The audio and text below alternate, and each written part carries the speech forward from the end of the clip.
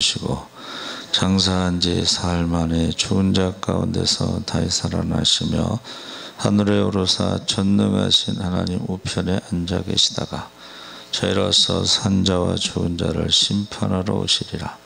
성령을 믿사오며 거룩한 공예와 성도가 서로 교통하는 것과 죄를 사하여 주시는 것과 몸이 다시 사는 것과 영원히 사는 것을 믿사옵나이다. 아멘. 하나님의 말씀은 빌립보서 4장 1절에서 7절까지,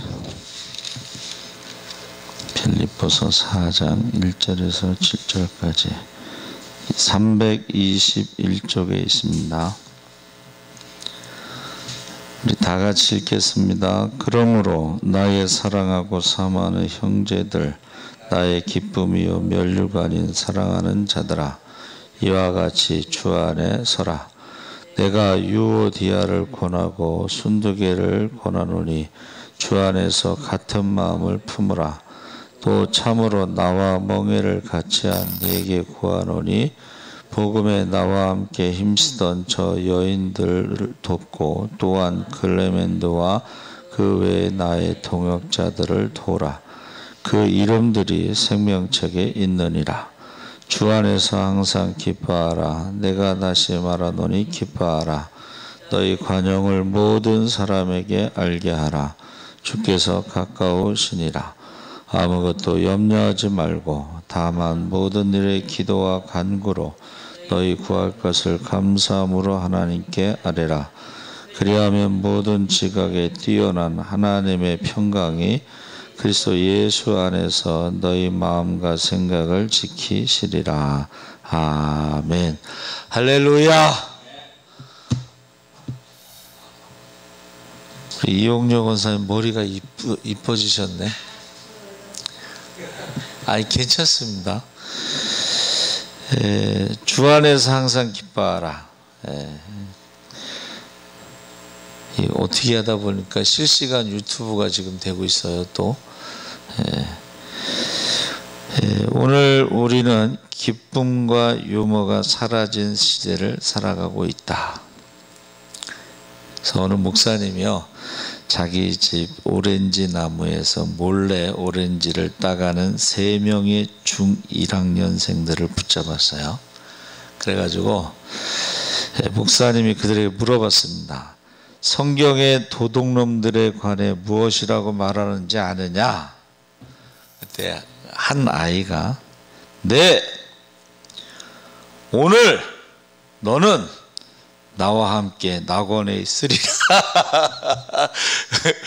강도에게 한 말을 그 중1 학생이 도둑놈들에게 뭐라고 말하는지 아느냐 그랬더니, 오늘 너는 나와 함께 낙원에 있으리라. 그러니까 목사님이 그냥 크게 웃고 말았어요.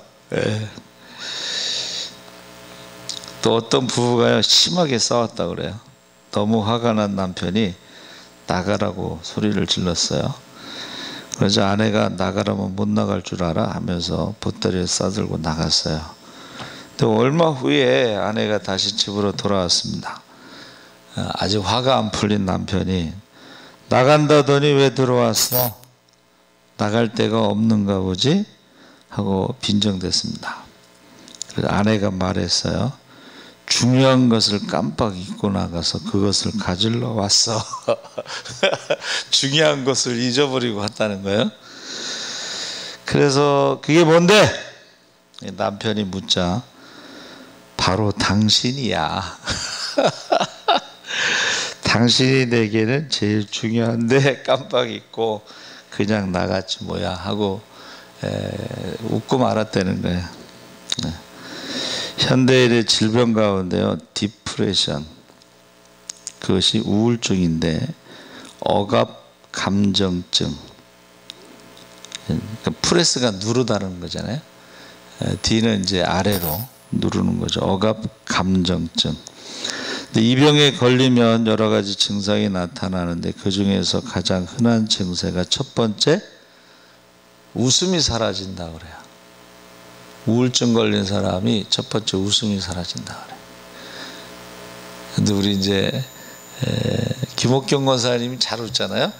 그거는 우울증이 아니고 조울증. 좋을 때는 막 하늘로 올라가는 거예요. 나쁠 때는 땅으로 꺼지는 거예요.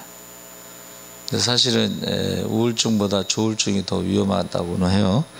그런데 저희 교회 오기 처음에 왔을 때보다 굉장히 좋아졌어요. 굉장히 좋아졌어요. 그래서 이 웃음이 사라지면 불면증, 식욕 감퇴, 의욕 상실, 집중력 감퇴, 대인 기피증. 그래서 전 국민이 지금 우한 폐렴 우울증에 걸려서 사실은요 우한 폐렴으로 죽은 사람은 422명이라고 그랬는데 하루에 우울증으로 자살하는 사람은 40명, 하루에 40명. 그러면 한 달이 몇 명이에요? 1200명이에요. 그러면 우한 폐렴이 1월 20 며칠서부터 확진자가 나오고 32일 만에 첫 번째 사망자가 나오고 지금까지 뭐 2월 달서부터 계산해도 2, 3, 4, 5, 6, 7, 8, 9, 10 9개월 동안에 420명이죠. 9개월이면 1200 곱하기 9를 해야 돼요. 그러면 10개월로 따지면 그냥 12,000명이 죽은 거예요. 우울증으로. 하루에 40명씩. 근데 이거 뉴스에서 얘기 안 하잖아요. 그렇죠? 사실은 그게 더 무서운 거예요. 지금 바이든 민주당이 오바마 대통령 때요. 동성애를 인정하고 크리스마스를 없앴어요. 성탄 시즌이라는 말을 못 쓰게 했어요. 근데 트럼프가 다시 살렸습니다. 그래서 지금 미국의 우한 폐렴으로 죽은 사람이 20만 명인데 넘었어요. 근데 동성애 에이즈로 죽은 사람은 100만 명이 넘었어요. 이런 사실을 이야기 안 하는 거예요, 지금. 그래서 트럼프가 다시 성탄절이란 말도 그대로 사용할 수 있게 하고 동성애를 법으로 막고 수요일마다 백악관에서 예배드리고 성경 공부를 하고 있습니다. 우리나라도 지금요 14주까지 낙태 허용법이 상정됐어요. 12주면 완전한 인간이라고 그랬죠. 그래서 매일 3,000명씩 낙태로 죽고, 그래서 지금 우리나라가 미국의 민주당과 같이 동성애법 통과시키고 낙태 허용법 만들고 있습니다. 그래서 지금 기도 많이 해야 되겠죠. 이 우울증에 걸리다가 이게 약을 먹어야 되는데 약을 안 먹게 되면 그게 이제 극단적인 선택으로 가는 거예요. 그래서 지금 연예인들이 이 우울증 약 많이 먹잖아요. 그리고 그 우울증 약을 먹지 않는 그날, 술을 먹고 우울증 약을 먹지 않은 그날에 이제 자살하는 경우가 많습니다. 남자보다 여자가 3배 높다고 하는데 요게 이제 뒤집어졌어요. 남자보다 여자가 우울증이 3배 높은 것이 아니라 여자들은 우울증이 오면 병원에 가는데 남자들은 안 가서, 그러니까 병원에 가는 숫자가 3배로 많았기 때문에 통계가 그렇게 잡히는 것이다. 그러니까 우리나라의 그 장애자 숫자 있잖아요. 그것이 실제 숫자보다 작아요. 왜 그래요? 안 가니까, 알리지 않으니까. 집안일로 알리지 않아서 그렇다 그랬습니다. 그래서 미국 여성이요 700만 명이 우울증에 시달리고 있고 매년 3만 명 이상이 자살을 하고 있다 그랬어요. 그래서 우리가 이 우울증을 치료하는 방법 중에, 예방하는 것 중에 가장 좋은 게 기뻐하는 것이다. 즐거워하는 것이다. 그래서 요즘에 이제 웃음 치료사가 등장해서 뭐 웃으면 보약 10천 먹는 것보다 훨씬 더 좋다고 하고, 이 웃음은 기쁨에서 나오는 것인데 기쁨이 엔돌핀을 생산한다. 그러니까 저는요 이제 항상 말씀을 준비하면서 이 엔돌핀 얘기가 나오고 몰핀 마약의 한 200배가 엔돌핀이고 엔돌핀의 4000배가 다이돌핀인데 이것은 모든 질병을 치료하는 기적의 호르몬이에요. 그러니까 하나님이 보세요. 주 안에서 항상 기뻐하라. 내가 다시 말하노니 기뻐하라 했을 때에 이게 사실은 믿는 자들에게 주신 어떤 비밀이에요. 비밀. 똑같은 상황에서 예수 믿는 사람들은 질병이 강하다는 거예요. 또 병에 걸렸을지라도 속히 치료해 주신다고 그랬죠. 이게 믿는 자의 비밀이었는데 요즘에는 안 믿는 사람들이 과학적으로 밝혀낸 거야 이거를. 과학적으로 밝혀냈어요. 그리고 이 엔돌핀, 몰핀, 다이돌핀을 돈으로 병원에 가서 맞잖아요. 그럼 어마어마하게 비싸요. 어마어마하게 비쌉니다. 근데 그것을 하나님이 주 안에서 기뻐하라. 내가 다시 말하노니 기뻐하라. 이거는 믿는 자들에게 주신 엄청난 비밀이라 이렇게 생각을 하고 있습니다. 그래서 우리가요, 이 기뻐하고 웃을 때 우리 몸에서 엔돌핀이 나온다. 이 과학자들이 밝혀낸 거예요. 근심과 걱정과 슬픔 속에서 풀이 죽은 채 살면 온갖 질병이 마중을 나온다. 질병이 마중 나오네. 질병. 근심, 걱정, 슬픔에 풀이 죽어서 살면 미움과 질투와 증오와 절망감과 실패감 속에서 허탈에 빠져 살면 육체적, 정신적 질환에 걸릴 수밖에 없다. 질병이 마중 나오니까. 그래서 우리가 시애틀 연구라고 그래서 실제로 이제 연구를 한 거예요. 안 믿는 사람들이 한 겁니다. 2,000명이 넘는 노년층, 60세에서 90세, 60세부터 노년으로 들어가나 봐요. 상대로 연구를 해보니까 능동적으로 여러 가지 활동을 하며 기쁘게 산 사람들은 70대에서도 그 정신 건강이 유지되고 별로 쇠퇴하지 않았다. 그러니까 60대에 은퇴하고서 뭐 자원봉사자로 어떤 병원이나 교회나 학교나 복지관 같은 데서 열심히 일한 사람들은요, 정신 기능이 건강하게 잘 보존되고 있다는 것입니다. 반대로 은퇴 후에 아무것도 하지 않은 채 소일을 하는 사람들, 정신 기능이 급격하게 쇠퇴하고 있다는 것입니다. 그래서 목사님들이요, 70에 은퇴하잖아요. 그럼 건강이 안 좋아지죠. 이 기능이 떨어지는 거예요. 제가 전에도 몇 번 말씀드렸죠. 양로원에서 치매 노인에게 다른 사람을 위해서 그분 늘 뜨개질을 잘하니까. 근데 자기가 남을 위해서 뜨개질을 한다는 것 때문에 치매가 치료되더라는 거예요. 그래서 동물과 사람의 차이 중 하나가 웃음이라고 그러죠. 웃을 수 있으면 사람이고 웃지 못하면 짐승, 동물과 같다. 웃을 때 행복 호르몬 엔돌핀이 나온다. 그것이 몸을 건강하게 하고, 또 웃으면요, 산소와 이산화탄소의 교환이 4배나 높아져서 폐를 좋게 하고 소화관이 좋아져서 변비에도 좋고 간 기능도 좋아진다. 그래서 고대 로마에는요, 병원 옆에 희극극장이 있다는 거야. 그러니까 그것은 웃음이 병치료에 도움이 된다는 것을 이야기하고 있다. 그래서 여러분, 혹시 시간 되시면 웃음 치료, 뭐 웃음의 기능, 뭐 웃음의 효과 이런 데를 검색해 보세요. 제가 설교 준비하면서 그걸 검색했는데 한 20장은 돼. 20장. 웃음에 대해서 막 여러 가지가 나왔더라고.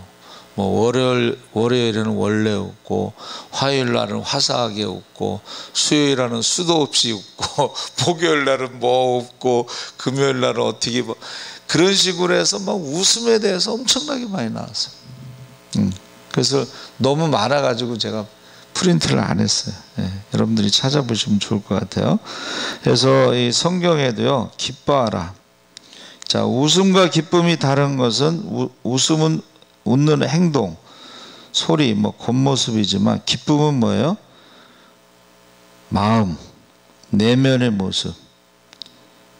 웃음은 육체적인 것이지만 기쁨은 마음에서부터 나오는 것이다. 그래서 성경이요, 웃으라고 나오지 않고 기뻐하라고 말해요. 기뻐하라는 건 뭐예요? 마음에서부터, 몸속 깊은 곳에서 나오는 내면의 웃음소리, 귀로는 들을 수 없고 눈으로는 보지 못하는 마음의 웃음소리, 이 기쁨을 가지라고 이야기하고 있습니다. 그래서 기독교인의 삶의 여러 가지가 다양하게 나오고, 세상 사람과 다른 것 중에 하나가 기쁨의 삶에 해피 바이러스.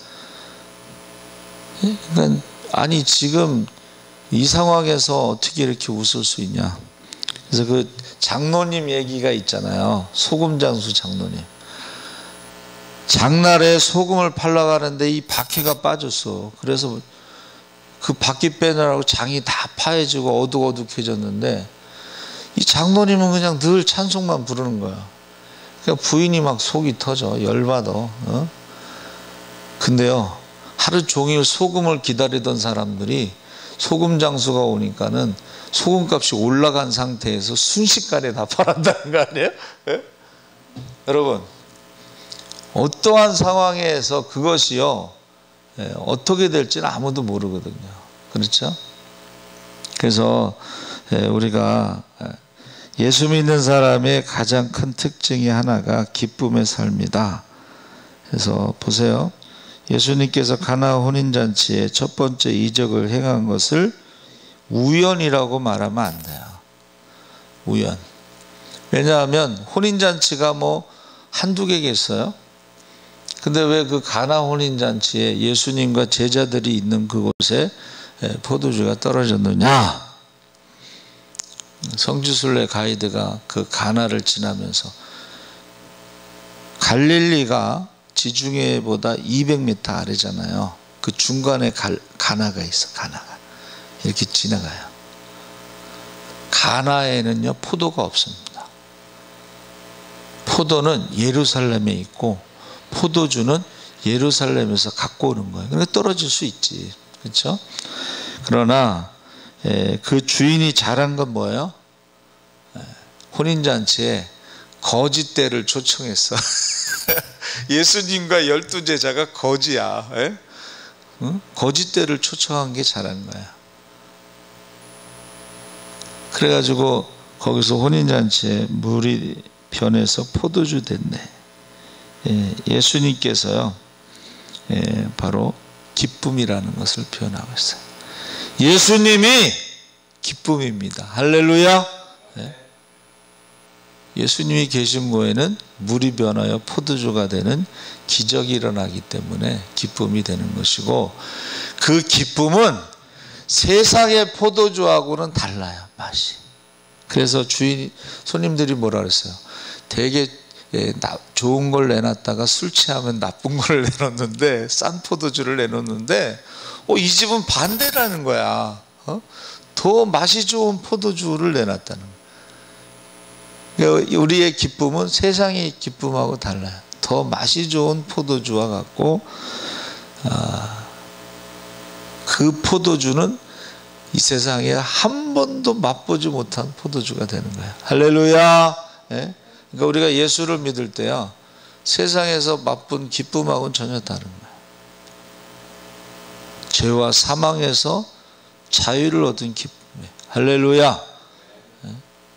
우리가 종으로, 죄의 종으로, 사람의 종으로, 세상의 종으로, 마귀의 종으로 살다가 거기서 자유를 얻고 거기서 하나님의 자녀가 되는 기쁨은 세상의 기쁨과 비교할 수도 없고 그 기쁨을 빼앗아갈 자가 없습니다. 할렐루야.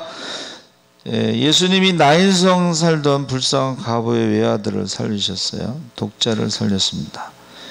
여러분, 과부에게서 이 아들이라는 건 뭐예요? 인생의 전부예요. 인생의 전부입니다.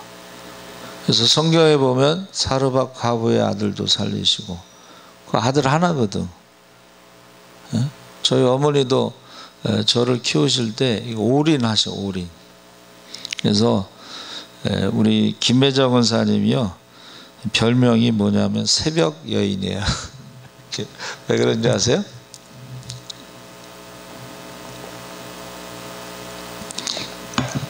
친구 집에 가서 주무시면 새벽에 가는 여인.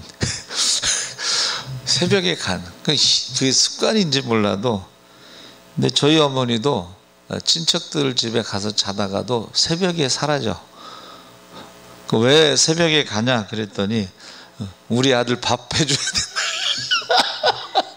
새벽 여인이야. 예.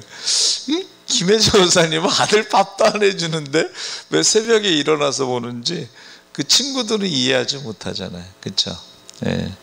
이 아들이요, 이게 전부예요. 근데 아무도 울어줄 수는 있어. 그렇죠? 아유, 과부 아들의 하나인데 죽었으니 얼마 안 됐냐. 울어줄 수는 있지만 기쁨을 줄 수는 없어요. 과부에게 기쁨은 아들이 살아있는 것이지 죽은 아들은 기쁨이 될 수가 없어요. 예수님께서 누가 시킨 것도 아니고, 여러분, 나인성 과부의 아들이 그 중동 지역은 날이 더우니까 3일장이 아니잖아요. 그날 죽으면 그날 바로 장례식을 치르잖아요. 왜 그렇다고 그랬죠? 하나님 앞에 부패하지 않은 상태로 만나기 위해서 그렇다. 그들의 신앙이에요. 유대인들의 신앙. 근데 그거 우연이라고 생각하세요? 저는 우연이라고 생각하지 않습니다. 하나님께서 찾아가신 거예요. 할렐루야. 하나님 찾아가신 거예요. 슬픔의 집에, 절망의 집에, 고통의 집에 찾아가신 거예요. 그리고 여러분, 그 장례식 차는 멈출 수 없어요. 근데 요즘에는 안 그런 것 같은데 옛날에는 장례식 차는 멈추지 않습니다. 그러니까 신호도 무시하고 무조건 그냥 건너. 근데 이 사람들이 멈추는 데가 있어요. 다리가 있으면 멈춰. 돈 내놓으라고. 다리가 있으면 멈춥니다.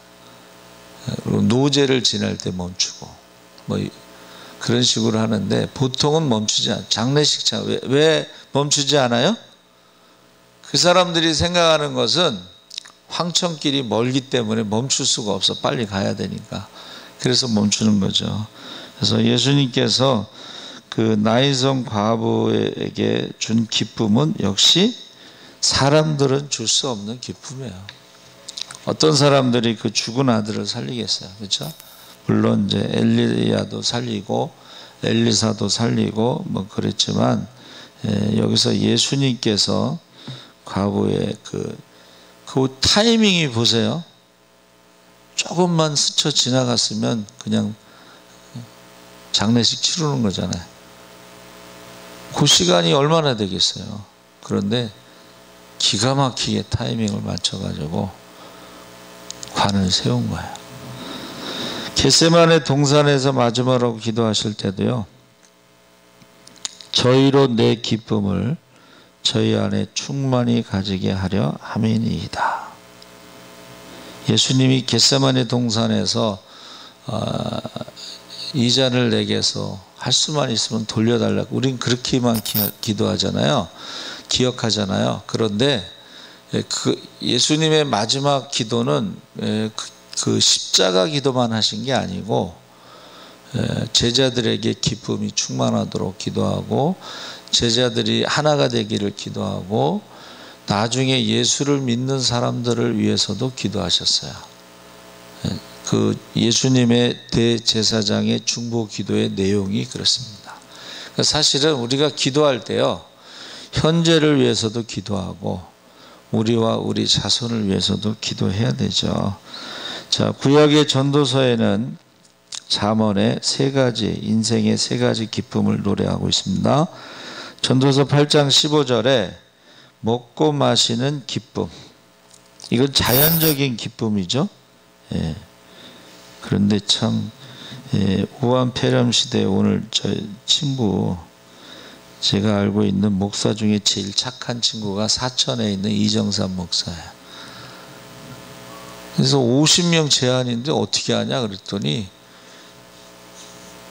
뭐 안 되면 전화 오겠지 뭐 그러더라고. 그래서 갔어요. 근데 문이 닫혀 있어. 50명만 딱 들어가고, 양쪽에 50명씩 들어가고, 나머지는 밖에서 스크린으로 거기서 보라는 거예요, 결혼식을. 근데 밥도 안 줘. 그래가지고 뭐 기념품 뭐 이런 거 있잖아요, 답례품이라고 그래 옛날에. 그거를 주더라고. 그래서 내가, 야 밥도 안 주냐? 제가 농담하느라고, 밥도 안 주냐? 밥도 안 준대. 들어가지도 못하냐? 들어가지도 못한대. 그래서 그냥 인사하고 이제 그냥 왔어요. 이제 결혼식 하기 전에 이제 신부 얼굴 보니까, 야, 그 어렸을 때 꼬맹이였을 때 봤는데 그 얼굴이 그대로 있더라고. 그래서 내가, 그런데 그 사모님이요, 그렇게 많이 울었대요. 사모님이 나이가 좀 차이가 나요. 그래서 원래 엄마는 안 울고 아빠가 운다는데 어떻게 된 거냐 그랬더니, 사모님이 너무 많이 울어서 아빠가 못 울었대. 실감이 안 나나 봐. 자, 우리가 먹고 마시는 것은 자연적인 기쁨이에요. 그렇죠? 이것은 뭐 안 믿는 사람들과 똑같습니다. 그런데 만약 이 기쁨은 만족을 주지 못한다는 거예요. 왜 그러냐면, 왜냐하면 기쁨 중에 하나님이 없거나 하나님의 의를 잃는다면 이 기쁨은요, 잘못하면 탐욕과 향락에 불과한 것이 된다. 먹고 마시는 기쁨은. 두 번째 기쁨은 수고의 기쁨이다. 이것은 도덕적인 기쁨을 뜻하는데, 가치 있는 일을 위해 수고함으로 얻어지는 기쁨, 선한 일을 행함으로 얻어지는 기쁨. 이 기쁨은 평안 또는 양심의 고요함이라고 말하는데, 이 기쁨을 누림으로 사람들이 영화롭게 되고 기쁨이 더욱 커지게 되고 하나님께도 영광이 될 수도 있습니다. 그러나 하나님이 계시지 않는다면 자기 우월과 자기 과시가 되거나 거짓과 위선이 되어 내용 없는 기쁨의 겉모습만 남게 된다. 그래서 먹고 마시는 기쁨에도 하나님이 없다면 탐욕과 향락에 불과하고, 수고의 기쁨에도 하나님이 없다면 자기 우월과 자기 과시가 되거나 위선이 될 수가 있습니다. 세 번째 기쁨은 하나님과 함께하는 기쁨, 영적인 기쁨인데, 하나님을 만나 그분과 함께하는 기쁨, 주 안에서 기뻐하라. 기쁨의 근원이 하나님께서 예수 그리스도 안에서 주시는 기쁨입니다. 이것은 환경에 좌우되는 기쁨이 아니고 환경을 극복하는 기쁨입니다. 일시적인 것이 아니고 영원한 기쁨입니다. 그래서 온전한 기쁨을 누리면서 살아가는 것이 우리의 신앙의 모습이죠. 우리의 현실은 어떤가? 많은 기독교인들이 병적인 현상 중 하나가 기쁨을 잃어버렸다는 거예요. 기쁨을 잃어버렸다.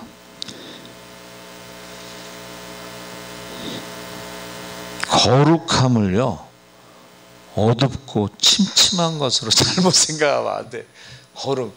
장로교단에 거룩하는 그게 뭐 어둡고 침침하고 막 우울한 거를 거룩하다고 생각하면 안 되는.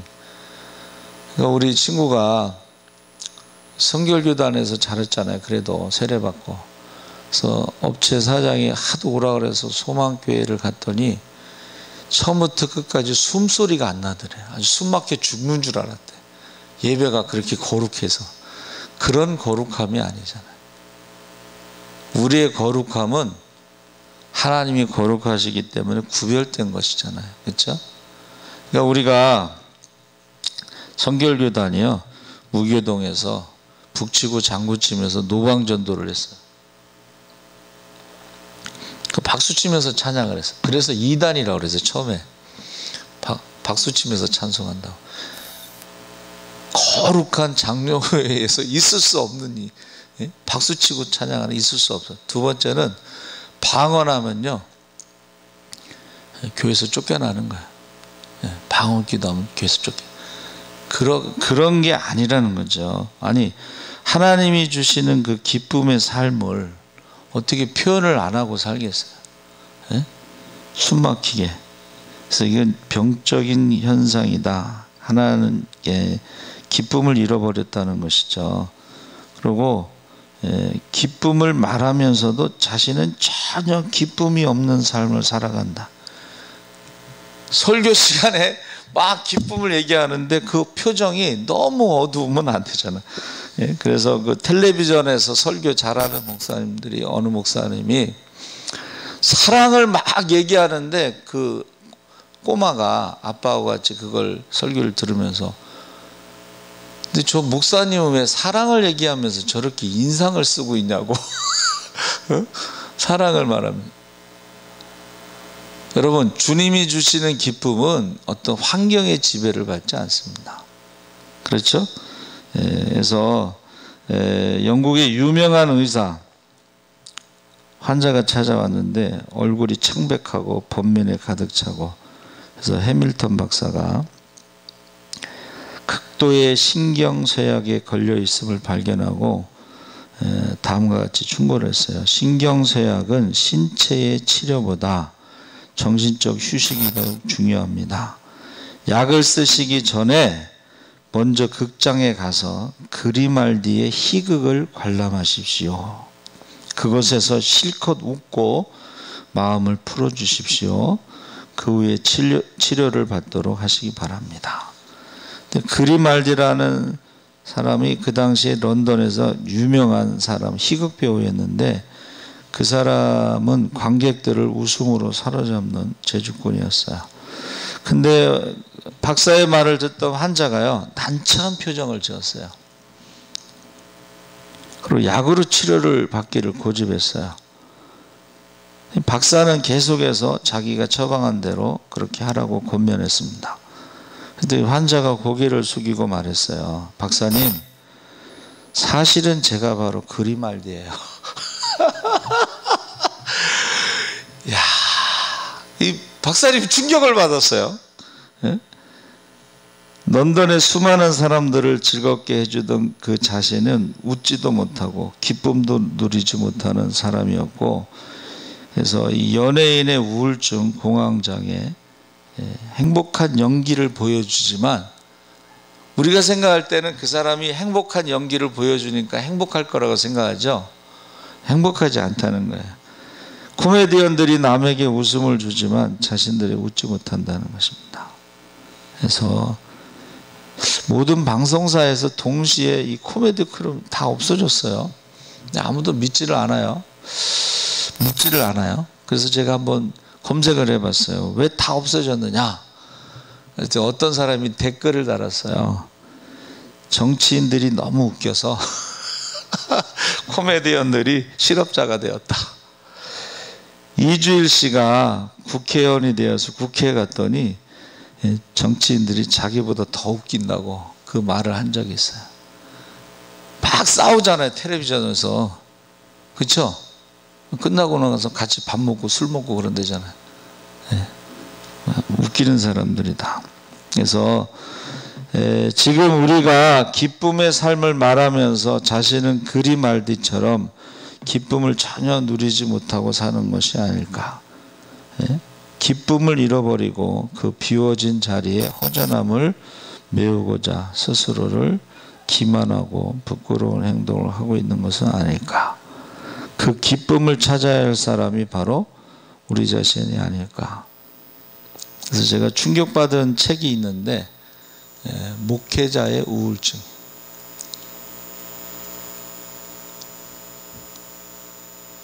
그 책을 보고서 제가 충격을 받았어요. 목회자들의 우울증이 심하고 많다는 거예요. 그래서 제가 전도협회에서 일주일 동안 간증 듣는데 목사님들이요 나와서 회개하는 거예요. 자기는 부인을 말로 여러 번 죽였다고, 말로. 그러니까 부인의 마음에 상처를 많이 줬다. 저는 그 얘기 듣고도 깜짝 놀랐어요. 예? 전도사 때인데 목사님들이 나와서 고백을 하는 거예요. 말로 부인에게 상처를 너무 많이 줬다. 예, 그럼에도 불구하고 우리 후배가 비닐하우스에서 개척을 했는데 그 사모가 얼마나 명랑한지 몰라. 어떻게 저렇게 명랑할 수가 있을까. 그래서 가버나움에서 이제 배를 타고 디베랴 바다로 가는 배 안에서요 막 찬양도 하고 율동도 하고 그러면서 막 팁을 받는 거야. 또 제가 또 거기서 거들었어, 또 팁 받는 거를. 근데 그 배 안에서요 그 외국 사람이요 복음성가를 너무 잘해. 속았어요. 립싱크한 건데 속은 거야. 근데 그 사모님이 막 솔직히 이렇게 막 팁을 다 걷어가서 그 사람한테 팁이 안 가니까 그 사람 얼굴이 어떻게 됐겠어요. 몰랐어. 우리는 정말 그거를 모르고 막 팁을 거둔 거야. 그래서 나중에 정말 미안하더라고. 그 사람은 생업이잖아. 예? 립싱크를 얼마나 열심히 했는지 다 속았거든요. 우리 막 놀랬어. 막 어떻게 저렇게 잘하지 그랬더니 나중에 알고 봤더니 녹음한 걸 틀어놓은 거야. 그래서 기독교의 삶이 기쁨의 삶이다.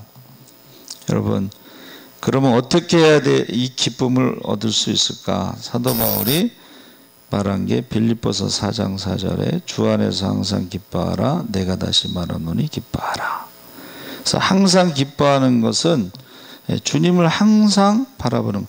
여러분, 사도 바울이요 항상이라는 말을 많이 써요. 항상 항상 기뻐하라. 항상 간구와 기도의 삶을 살라. 항상 감사하라. 그래서 이것은 항상 주님을 바라볼 때에 7절에 그리하면 모든 지각이 뛰어난 하나님의 평강이 그리스도 예수 안에서 너희 마음과 생각을 지키시리라. 마음과 생각을 어떻게 지켜요? 엔돌핀이 나오게 하신다는 거야. 다이돌핀이 나오게 하신다는 거야. 이걸 안 믿는 사람들이 밝혀낸 거죠. 그래서 우리가 이게 우리 몸에서 다이돌핀이 나오면 병이 고친다, 속히 고치리라. 기적이 일어나겠죠. 할렐루야. 그러니까 우리가 항상 기뻐한다는 것은 뭐예요? 내가 이것을 믿느냐? 내가 믿습니다. 믿음 없음을 도와주세요. 그때 기적이 일어나는 거예요. 그때 기적이 일어나는 것입니다.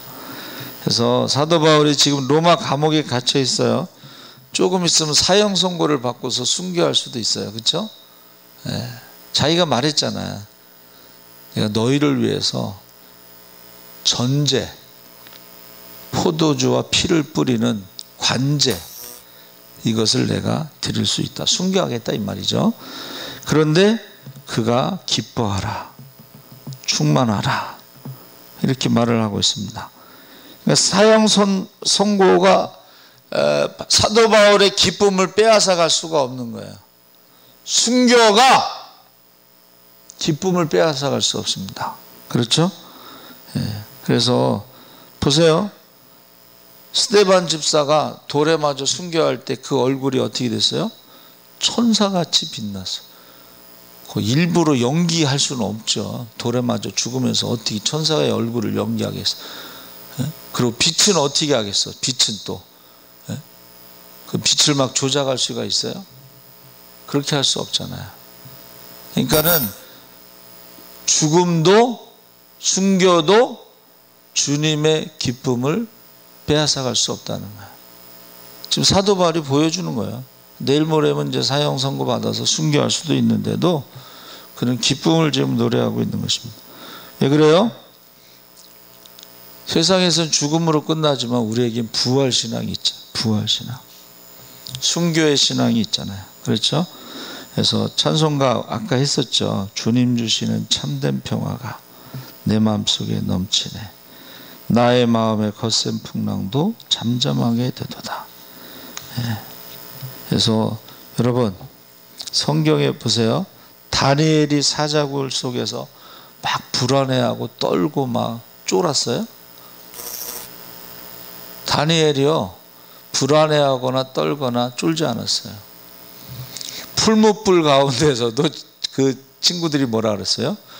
그리 아니하실지라도, 그리 아니하실지라도. 요셉이 노예 생활, 제수 생활 하면서도 그의 마음속에 늘 주님이 함께 하시는 형통함이 있었어요. 평안이 있었어요. 그러니까는 형들 만났을 때 뭐라 그랬어요? 하나님이 먼저 보내셨다. 이렇게 말할 수가 있는. 평소에 있던 것이 입으로 나오는 거지 그날 갑자기 그냥 원망과 불평 속에 살다가 언젠가 내 복수하겠다 이렇게 살다가 갑자기 그날 말이 바뀔 수는 없는 거예요. 그러니까 평소에도 왜 나를 노예로 팔았지? 왜 내게 누명을 씌웠지? 이랬을 때 항상 뭐예요? 하나님이 나를 지금 바로 왕에게 보내고 있구나. 점점 가까워지고 있잖아. 바로 왕에게. 그렇죠? 왕궁의 감옥은 아무나 들어가는 게 아니에요. 그렇죠? 왕궁의 감옥은 왕하고 가장 가까운 거리에 있는 거예요. 그래서 술 맡은 관원과 떡 맡은 관원이 있었던 거예요. 그래서 모세가 험한 광야길에서 백성들의 불평 속에서도 그런 원망하거나 불평하거나 그런 적이 없습니다. 물론 하나님이 그 백성을 죽이려고 할 때 뭐라 그랬어요? 모세가 하나님 이 백성을 내가 낳았습니까?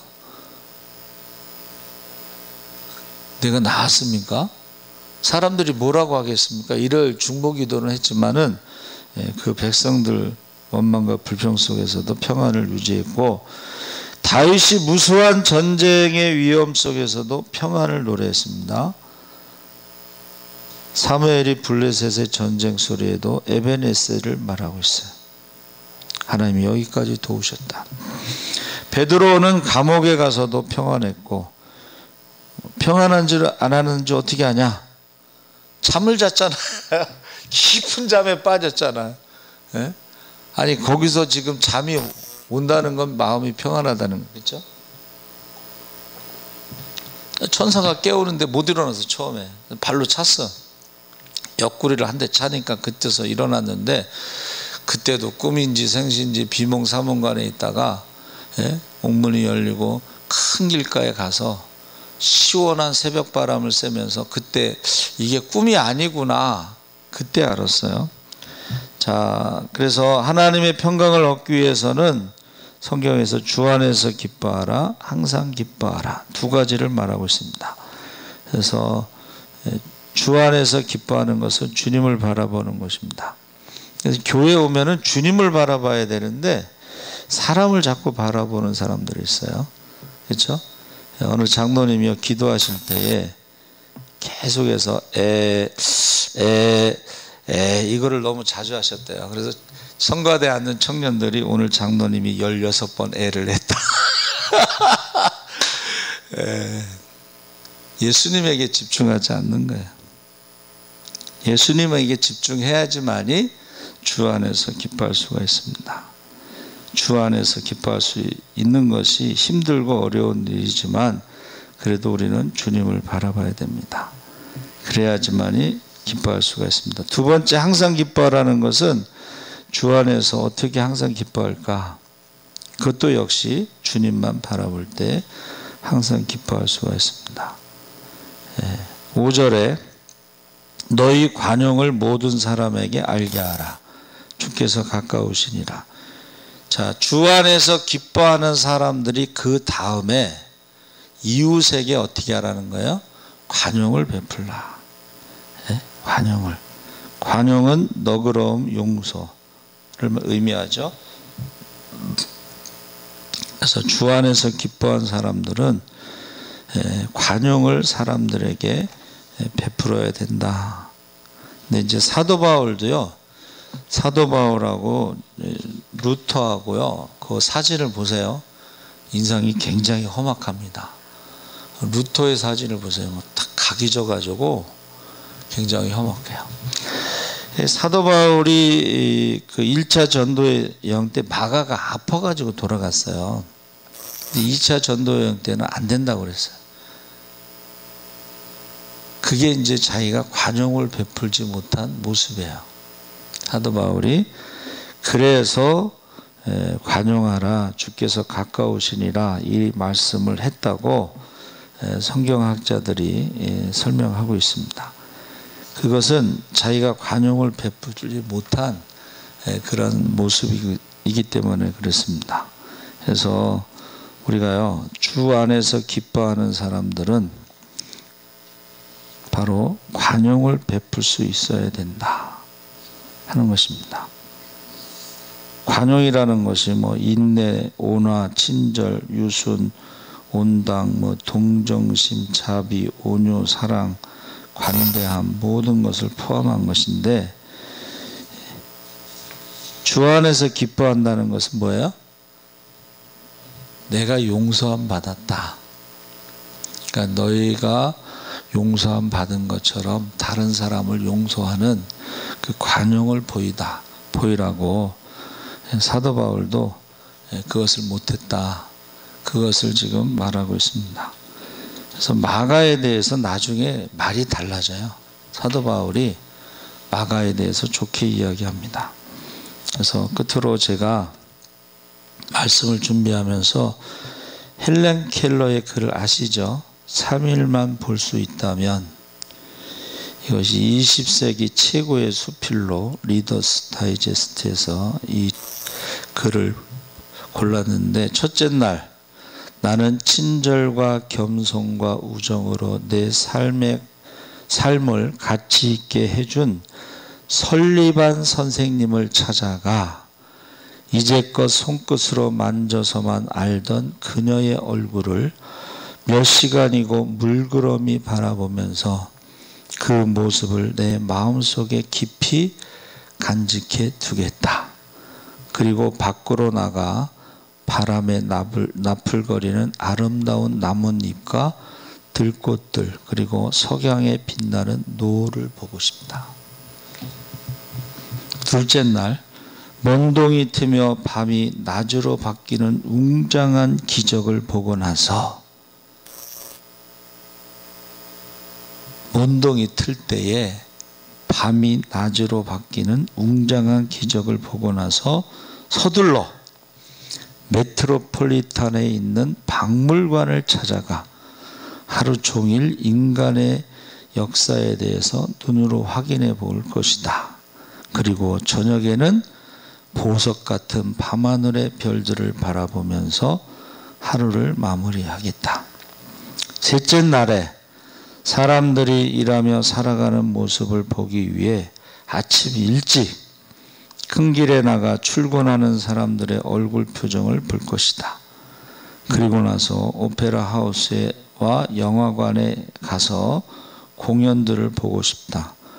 그리고 어느덧 저녁이 되면 네온 사인이 반짝거리는 쇼 윈도에 진열되어 있는 아름다운 물건들을 보면서 집으로 돌아와 나를 이 사흘 동안만이라도 볼 수 있게 해주신 하나님께 감사의 기도를 드리고 다시 영원히 암흑의 세계로 돌아가겠다.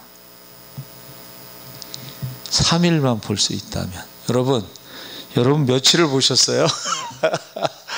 네? 여러분 며칠을 보셨어요? 잘 모르시죠? 여러분 바이오 리듬 있잖아요.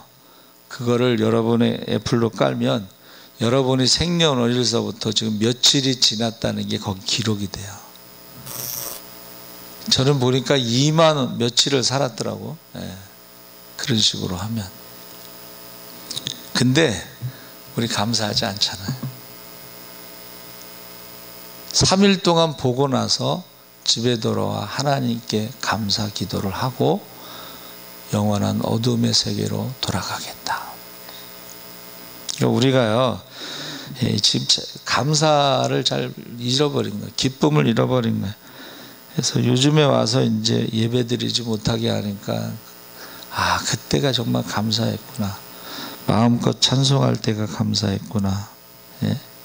그러면서 헬렌 켈러가 그 수필 속에 내일이면 귀가 안 들릴 사람처럼 새들의 지저김을 들어보라. 내일이면 냄새를 맡을 수 없는 사람처럼 꽃 향기를 맡아보라. 내일이면 더 이상 볼 수 없는 사람처럼 세상을 보라. 내일이면 더 이상 할 수 없는 일임을 알게 되면 오늘 내가 할 수 있는 일들이 얼마나 소중하고 놀라운 기적 같은 일인지 뒤늦게나마 깨달을 수 있을지 모르기 때문이다. 어머니를 깊이 사랑하면서 어머니라는 자리를 이해하고 그 위대함을 깨달으며 좋은 어머니가 될 수 있는 요소들을 배워가기 때문이다. 그러고 보면 우리가 꼭 해야 할 일이 있습니다. 보다 더 깊이 사랑하는 일입니다. 연인을, 친구를, 가족을 우리가 깊이 사랑하는 모든 것들은 언젠가 마침내 우리 자신의 한 부분이 되는 것입니다. 그래서 저와 여러분이 이 헬렌 켈의 3일의 그 수필이 내용이 많아요. 보니까 뭐라 그랬냐면 우리가 어려운 일들이 너무 많습니다. 그런데 그 어려움을 극복할 수 있는 힘들도 많습니다. 이렇게 한번 찾아보시면 좋을 것 같아요. 그래서 주 안에서 항상 기뻐하라는 것은 우리가 주님을 바라보는 거예요. 그리고 주님을 바라보는 사람들은요, 관용을 베풀어야 된다. 예수 믿는 사람들이 너무 짜거나 너무 그냥 냉정하거나 그러면 안 돼요. 그러면 사도 바울처럼 후회하는 거예요. 내가 그때 마가를 왜 그렇게 잘랐지? 하고 후회하는 거예요. 그러고 나서 나중에 마가에 대해서 좋게 이야기하지만 사람들이 어떻게 해요? 나쁜 거를 기억하지. 바울이 마가에 대해서 막 좋게 얘기한 거 기억하지 않습니다. 마가를 탁 잘라버린 그것을 기억하는 거예요. 그래서 사람들이요, 나쁜 거를 기억해요. 그러니까 우리가 주 안에서 항상 기뻐하면서 꼭 관용을 베푸시는 저와 여러분 되시기를 주의 이름으로 축원합니다. 아멘. 살아계신